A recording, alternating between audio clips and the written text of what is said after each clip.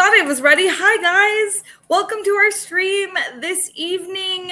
My name is Sarah Williams. I am the president of Sacred Seeds Foundation, and I am joined by, wait, let's get her unmuted there. There she is. I'm joined by Lindsay Poole, Director of Regulatory Affairs and Constitutional Advocate. There she is. She's our Lindsay Poole, our Director of Regulatory Affairs, because why are we here today? We're talking about HB325. There's been some changes today that came out from the the opposition, if you will, the opposition against currently drafted HB325. And so we're going to get into that a little bit real quick. I wanted to put first things first. I'm going to thank the Lord for bringing us. It's another day. Thank you, Jesus, for bringing us here today. Thank you for anyone and everyone that's going to be on the broadcast today, and may they be blessed and highly favored. And may we have wisdom as we move forward in this and as we advocate for hemp in Alaska. In Jesus' name we pray. Amen. Amen. All right. So what we're doing today is we're talking about HB 325. We're talking about the opposition, and we're talking about what some of the amendments they suggested and what we suggested in return. And so let's get real quick, though, before we get into this, I'm going to give Lindsay something we call now a constitutional minute.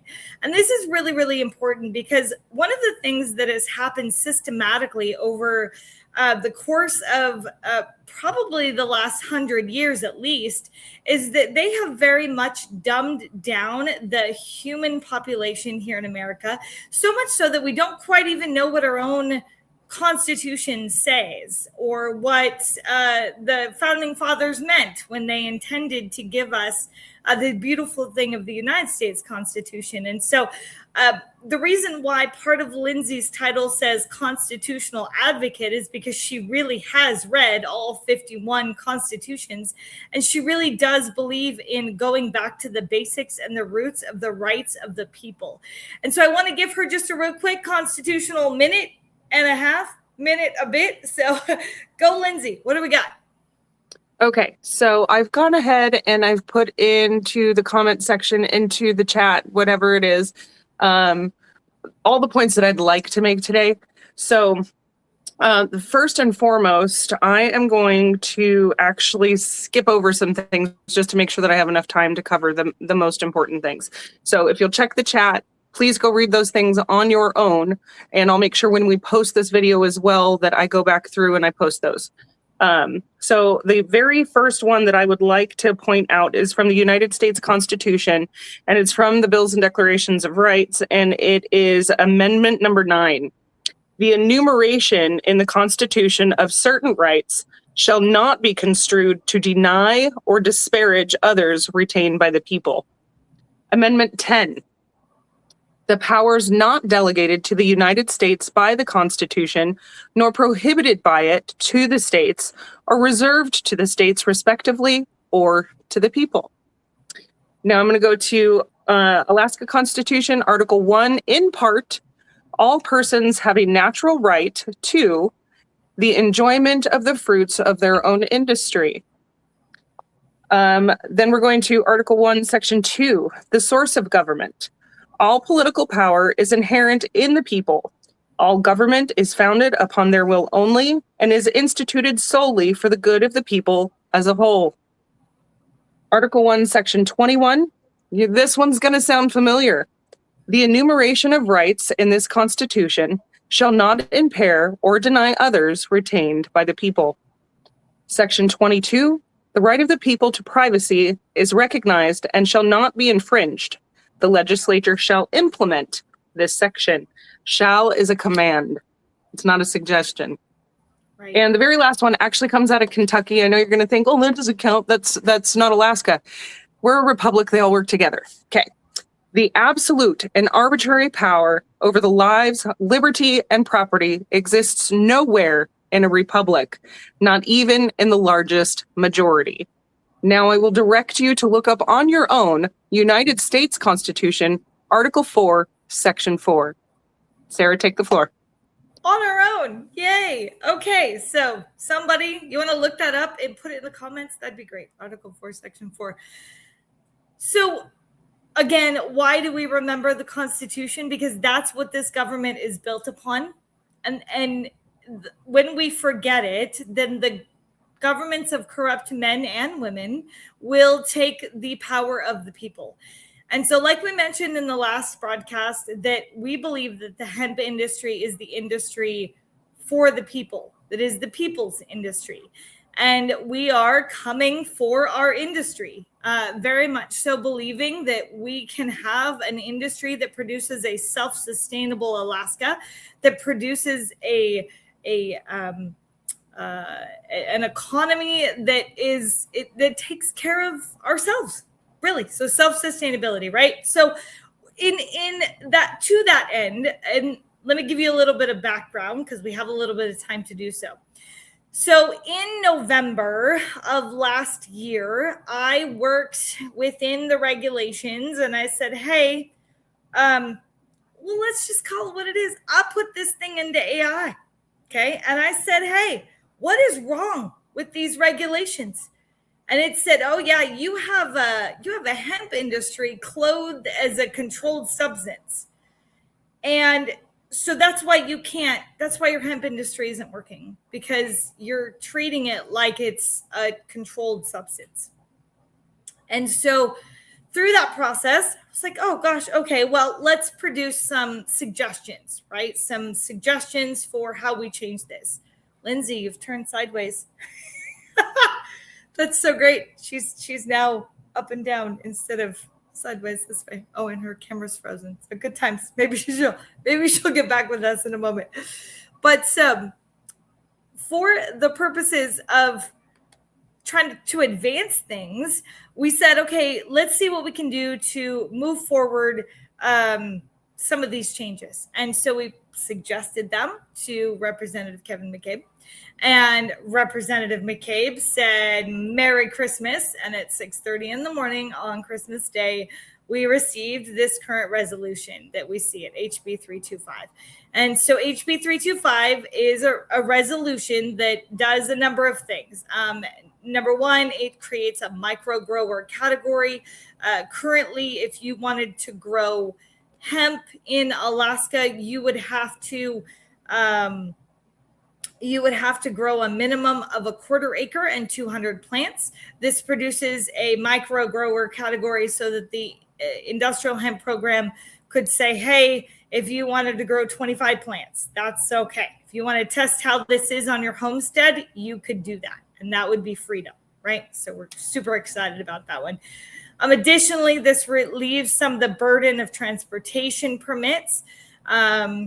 Doesn't require a permit here and a permit here and a permit over here. It's kind of an end-to-end permitting guideline.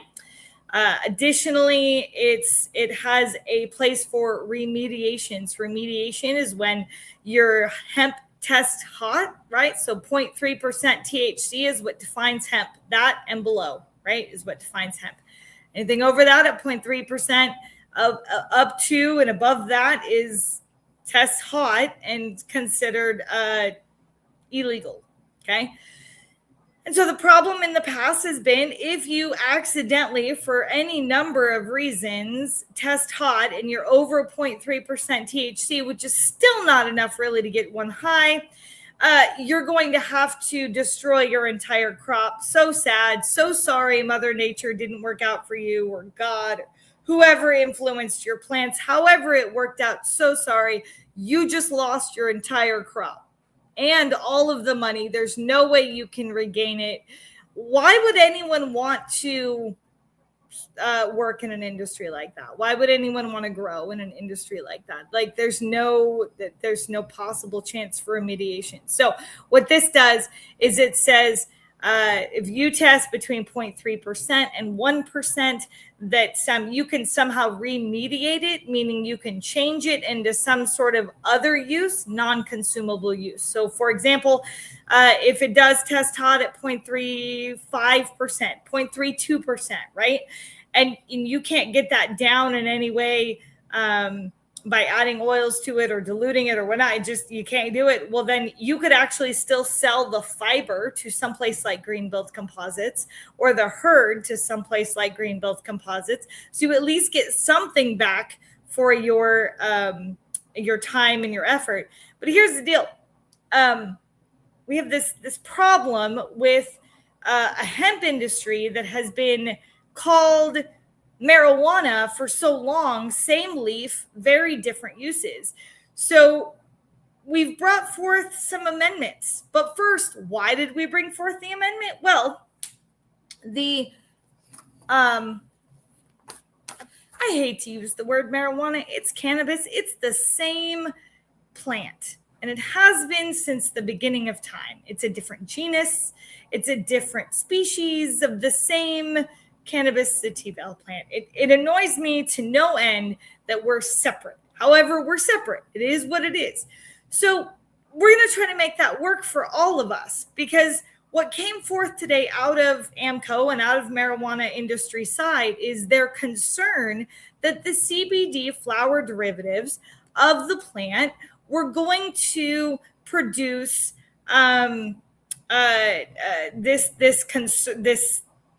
these bad actors, basically, right? And this has happened before. And on behalf of the entire hemp industry, I repent. I am so sorry that our hemp industry has been this shady. Okay, but this is how it's been.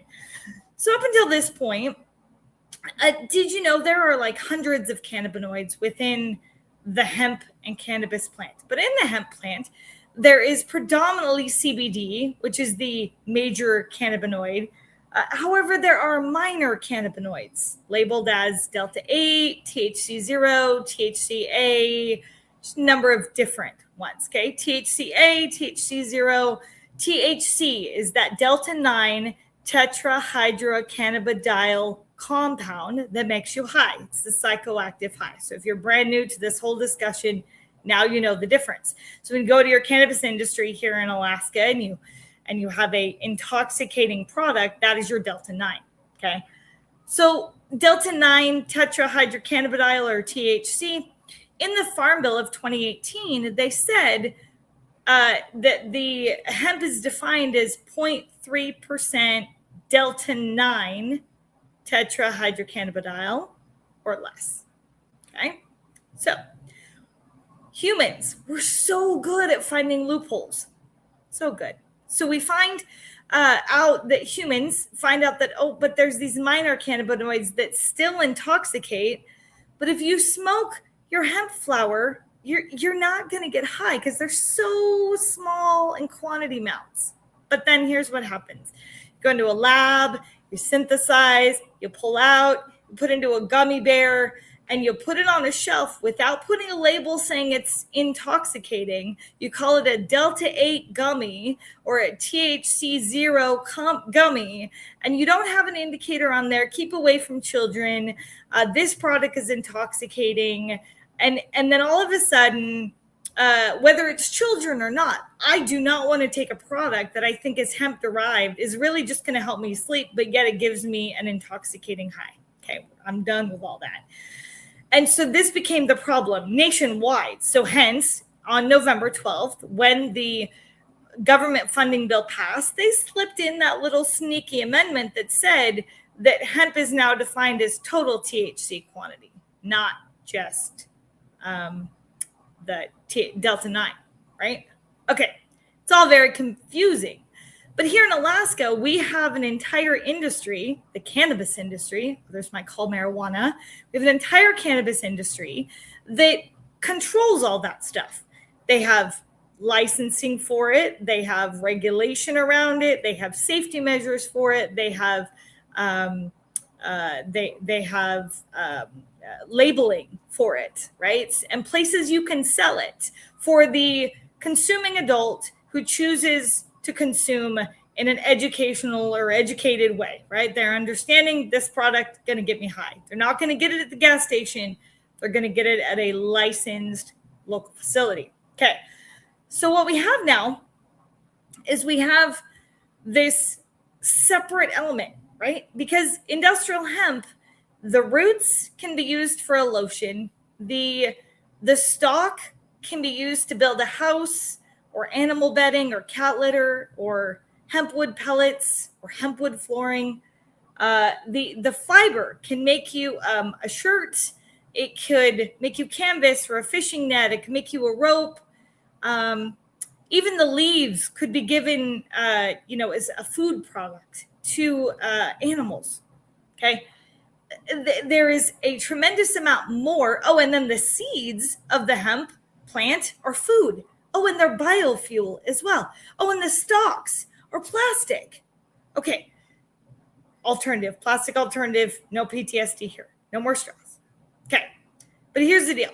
So what I'm trying to tell you is that if you bind the industry to this fear of THC, you are absolutely missing out on what hemp can do for Alaska, because you're going to bind all the rest of the plant. You're going to bind the other opportunities the plant has to be able to provide self-sustainable things for our state, instead of saying, hey, why don't we just take this section, flower derivatives, okay? Because you have the flower of the plant, and it produces trichomes, it produces these things, these chemicals and compounds that can be used as medicine. Why don't we just take that section and put that under AMCO? What do you think about that? What do you think? Is that a good idea? Is it not a good idea? Okay, I'm gonna bring Lindsay back on. Lindsay her camera was moving and all that stuff, so I took her off for a second. But what do you think, Lindsay, about this idea of taking the flower derivatives portion of the industrial hemp industry, just that portion, and putting it under the regulatory body of AMCO, and then leaving the seeds and the rest of the plant to be put under the industrial hemp program? I personally think, being that these two parts of the plant are being used for vastly different purposes, it does not make sense to put a stranglehold on one entire industry because of another industry. If I do agree that to some extent, much like they were talking about an age gate with tobacco, there needs to be an age gate for marijuana as well. We shouldn't be, giving access to teenagers for this stuff. I was a teenager that had access to this stuff. It's not smart. So, I think that it is smart to have the flower derivatives underneath a regulated body. That makes sense to me. As it pertains to fiber, grain, food, there's a list of over 40 countries that have been using hemp for 40 or more years for the purposes of textiles and building materials and rope and food. This is already being done. We're not reinventing the wheel. If you don't mind, really quick, I'm going to read off some of the countries that are already using hemp for all of these purposes. China, Canada, France, Australia, Poland, Estonia, the Netherlands, Chile, Paraguay, Uruguay, Morocco, Rwanda, Uganda, Nigeria, Finland, Egypt, Austria, Germany, Greece, Hungary, India, Italy, Japan, Portugal, Romania, Russia, Slovenia, Spain, Sweden, Switzerland, Thailand, Turkey, Ukraine, and that's not even the entire list. Okay? Like I said, we're not reinventing the wheel. And the United States of America has done this before. It's done this before. In 1942, the United States Department of Agriculture released a propaganda video called Hemp for Victory. And they were encouraging farmers to grow for rope, for canvas, for all sorts of things that were good for the war effort. What happened? We've been at war with almost every Middle Eastern country for the last almost 100 years. What's changed? Who's in charge? Who's pushing buttons? You read all, I read all of the constitutional points there's a whole lot of constitutional overreach as it pertains to our portion of this plant, to the industrial hemp plant. There's a lot of constitutional overreach, and the people are being kept from the rewards of their own industry as it pertains to this particular plant. Why? Yeah, I think you bring up a really solid point. It does always come back to the rewards of their industry. And so, I've been in the cannabis game a long time, and I was chair of the Marijuana Advisory Committee for the Mat-Su Borough when it first came out as legal. And I put together the constitutional use permits and chaired a 17-member, actually 34-member, but 17-member committee to try to bring together the community around this very volatile subject. Everybody was positive the sky was going to fall and that we were not even going to be able to regulate the industry. Not to say the cannabis industry doesn't have its problems. It certainly does. And it has bad actors. Absolutely. There is a reason enforcement exists, and we're thankful for them. But when it comes to the difference between if you're growing a plant to make a brick to build a house out of, or fiber insulation, or just something as simple as cat litter. Okay, I'm just going to use cat litter. So hemp cat litter is a thing.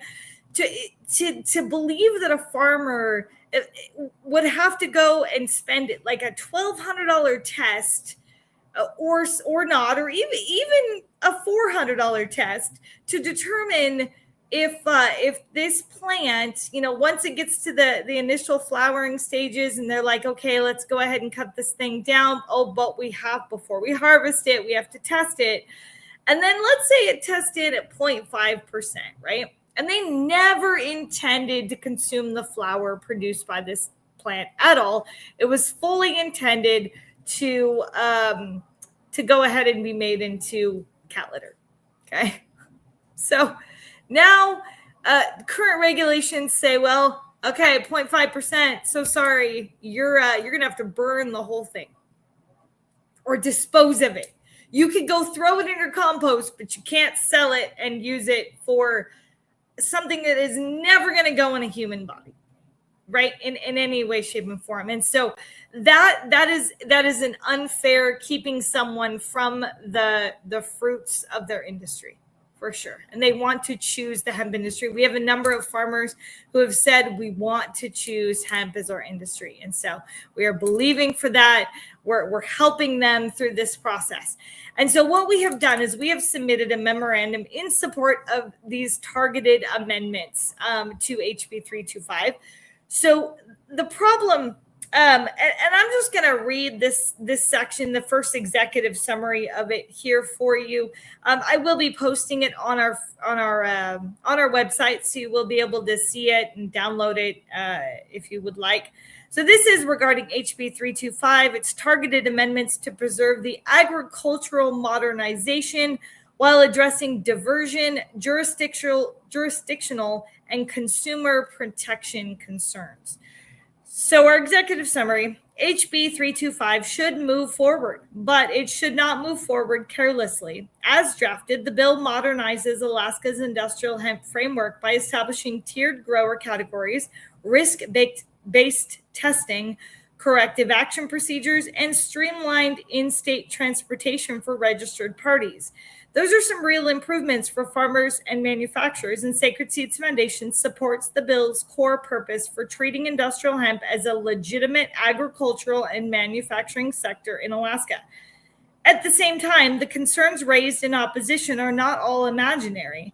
The strongest objections focused on 5 issues. 1, possible diversion of non-compliant material. 2, unclear boundaries between industrial hemp and consumable flower-derived products. 3, indoor micro grower oversight. 4, transport documentation. And 5, the risk that intoxicating cannabinoid products could be sold outside of Alaska's regulated marijuana framework.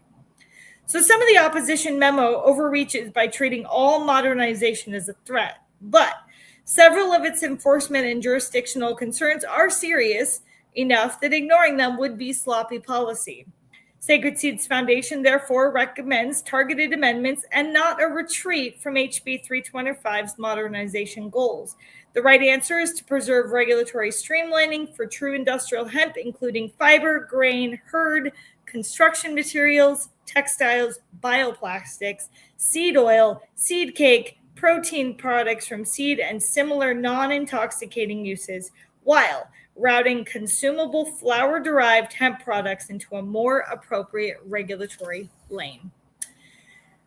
Okay, so that's our executive summary. And our position really stands that we support a two-tier approach that distinguishes between low-risk industrial hemp and high-risk consumable flower-derived products.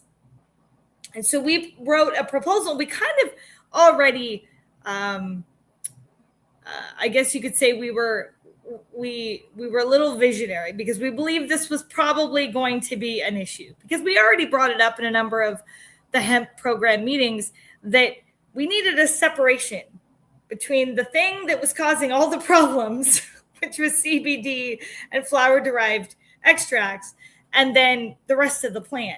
So we wrote this March 20th of this year. We wrote an amendment that was proposed, but kind of sat on it a little bit because we wanted to just wait and get through the introductory hearing and see what the next step was going to be. Was it going to be wise to bring it up in this session, or is this something that we should have addressed next session? And when the cannabis industry came forth with their concerns, it made all the sense to us that now was the time that we needed to step out and say, no, how about we separate these? How about we properly put the right regulatory authority on over the oversight of the flower derivatives? And so that is ultimately what we are suggesting. Is we're suggesting that the non-consumable industrial hemp products stay under the Department of Natural Resources, under the Industrial Hemp Program, and you place the consumable flower-derived hemp products under the Alcohol and Marijuana Control Office and the Marijuana Control Board. Here's why. Here's another reason why. And this one, we didn't even mention it here, but Phil with the Industrial Hemp Program is one man. And he has spent most of his time with the Industrial Hemp Program simply trying to regulate these intoxicating products and all of these things, trying to get around all of his licensees across the state, trying to administer this stuff. He is one guy, okay? That takes away from being able to do the other parts of his job for the industry.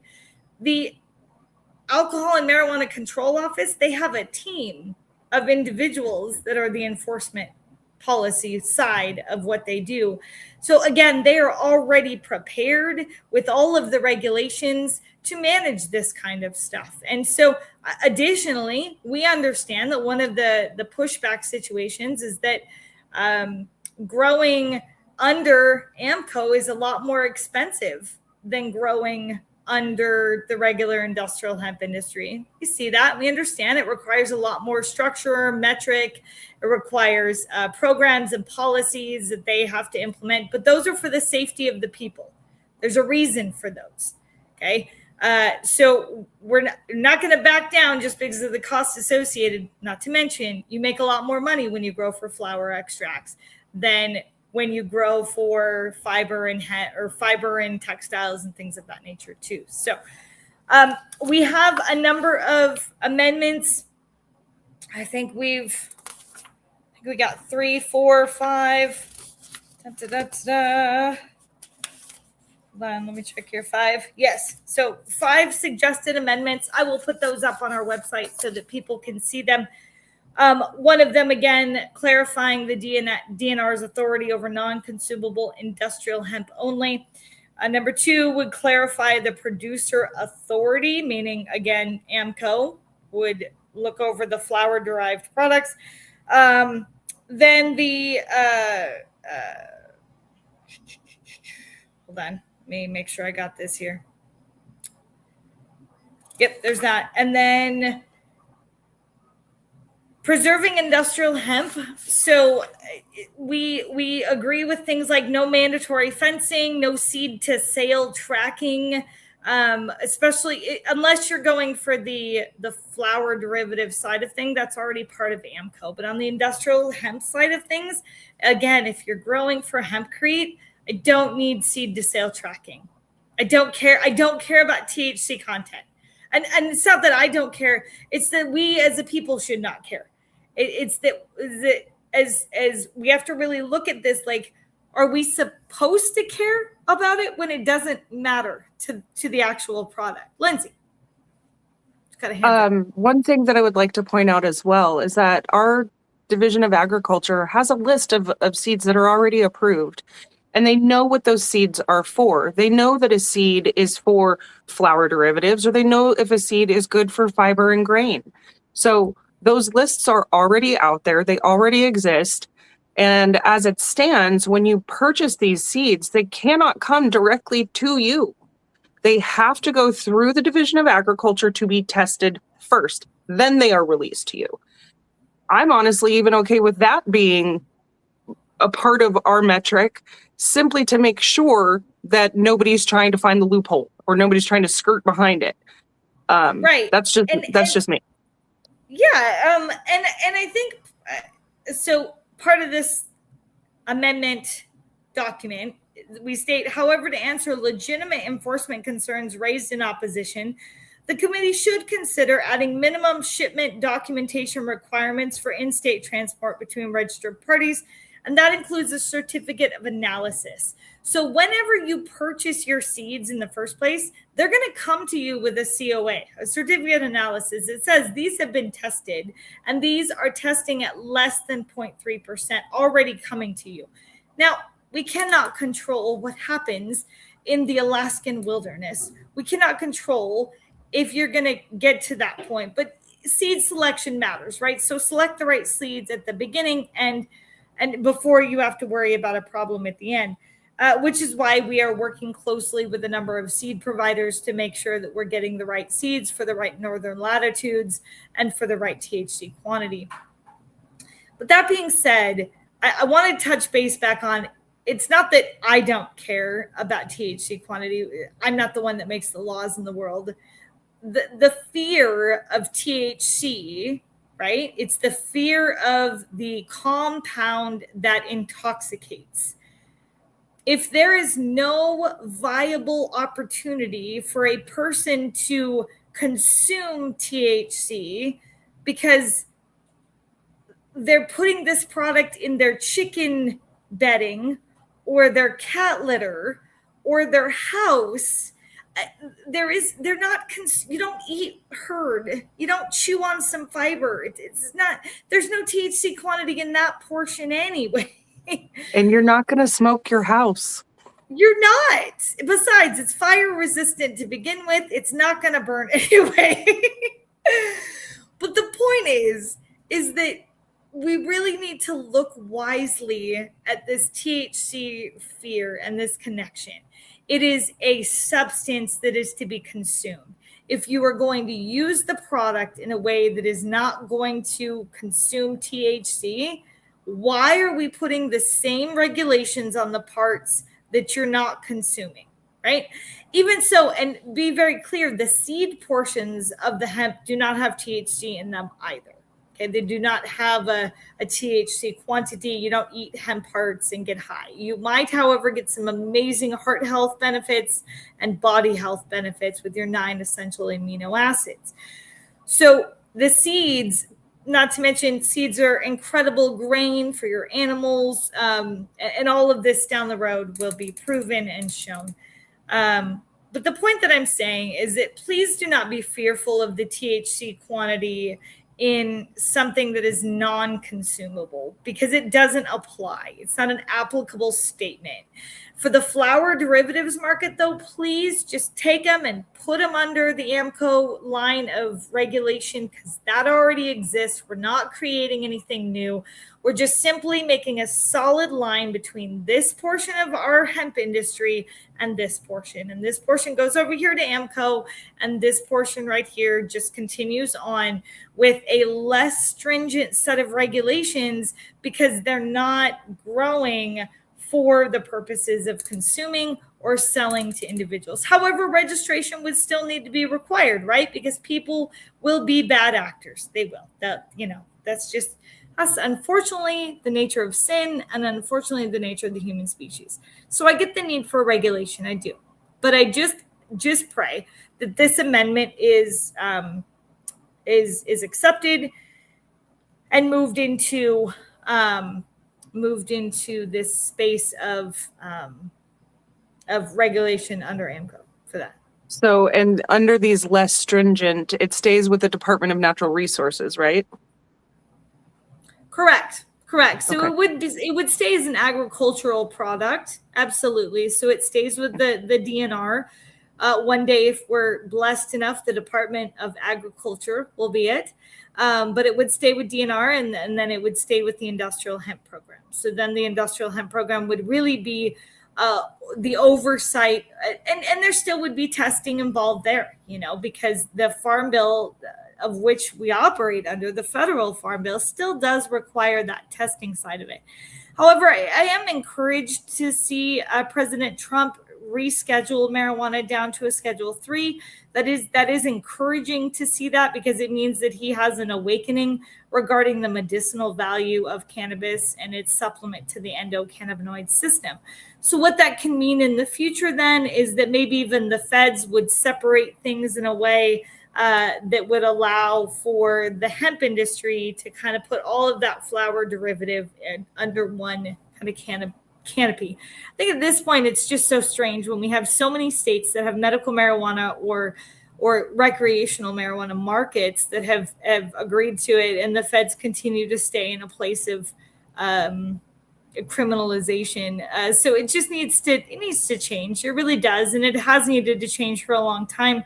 We just need to understand how to do that in a way that protects people, as well as protects the ability and the right to bear the fruit of one's own industry, right? Yes. All right. And it goes back to the 10th Amendment. What is the 10th Amendment, Lindsay? I will read that one more time for us. The United States Constitution. This is the Bill of Rights, 10th Amendment. The powers not delegated to the United States by the Constitution, nor prohibited by it to the states, are reserved to the states respectively, or to the people. To the people. To the people.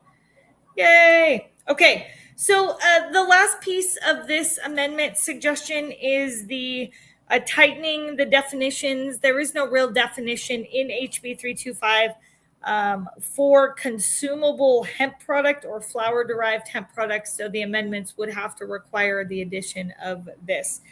And so that is that. And again, I will upload this to our resources and download section of sacredseedsak.org. So you will be able to see what our suggestions, what our memorandum has been that we are placing out to Senator McCabe. Again, thank you to Senator. I said Senator. So I think I'm prophesying. I think on that one.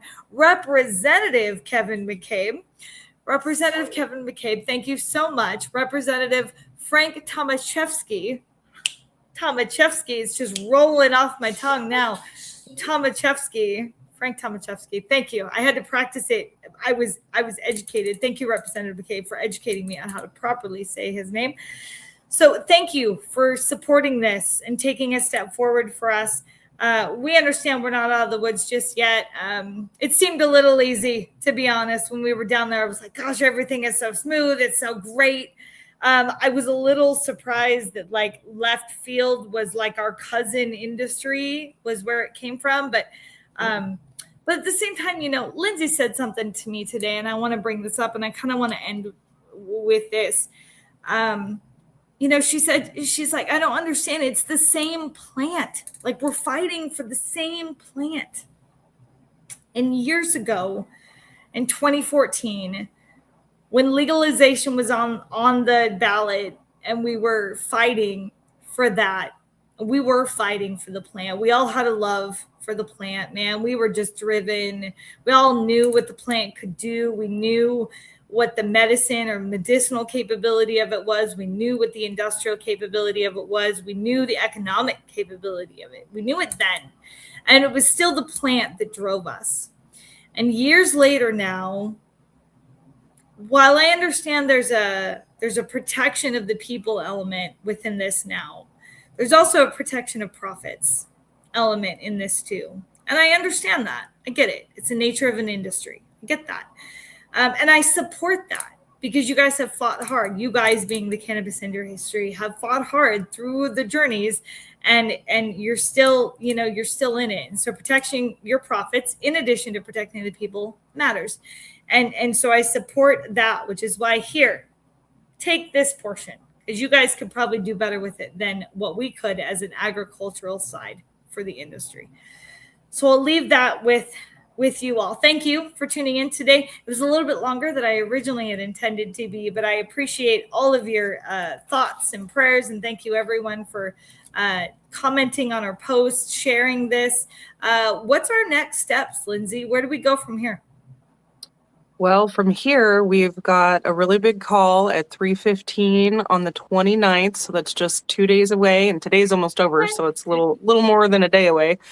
Right. So be watching for that information to come out. Lynn McCabe actually already shared a post with some of that information on there. I have shared that over into our Hemp for Alaska page. So if you're not in our Hemp for Alaska page on Facebook, please go search us out and hop over there, join in. We would love to have you a part of the discussion. But 3:15, April 29th, call in, give your testimony. Why is industrial hemp good for Alaska? Why is it good for your family? Why is it good for your farm? Why is it good for our economy? If you are a farmer, a grower, a homesteader, somebody who desires to be a micro grower, somebody who would like to come alongside the Division of Agriculture because it's a skeleton crew of people, call in, give your testimony, because we, the people, are to advise our government servants. They are not to lead us, we are to lead them. I highly recommend that you read your own constitutions. Please educate yourself, because we have so much power that has been hidden from us. I'm not going to say that it's been taken away, because it hasn't. It's there. We don't know how to use it. So petition your government, call in, give testimony, and thank you so much for being a part of this journey with us. Awesome. All right, guys, we'll see you next time. Bye.